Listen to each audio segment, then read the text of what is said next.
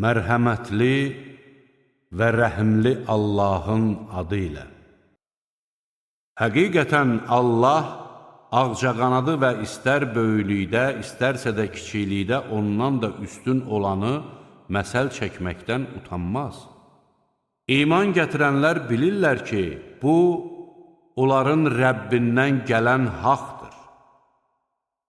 Küfr edənlər isə deyirlər, bu məsəllə Allah nə demək istədi? Halbuki, o bununla bir çoxlarını azdırır və bir çoxlarını da haqq yoluna yönəldir. Lakin o, bununla yalnız fasiqləri yoldan çıxarır. O kəslər ki, Allahla əhd-i peyman bağladıqdan sonra onu pozur, Allahın qovuşdurulmasını əmr etdiyi qohumluq əlaqələrini kəsir və yer üzündə fitnə fəsad törədirlər. Məhz onlar ziyana uğrayanlardır.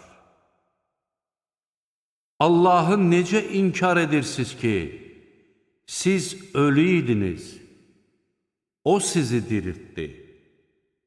Sonra o sizi öldürəcək və yenə dirildəcək. Daha sonra isə siz ona qaytarılacaqsınız. Yer üzündə olanların hamısını sizə görə xəlq edən, sonra göyə tərəf yönəlib onu 7 qat göy edən odur. O, hər şeyi bilir. Sənin Rəbbin mələklərə, mən yer üzündə bir canişin bərqərar edəcəyəm dedikdə, onlar, biz səni həmd-i səna ilə təriflədiyimiz və səni müqəddəs tutduğumuz halda, sən orada fəsad törədib, qan salacaq bir kəsmi yerləşdirəcəksən, söylədilər. O dedi, şübhəsiz ki, mən sizin bilmədiklərinizi bilirəm.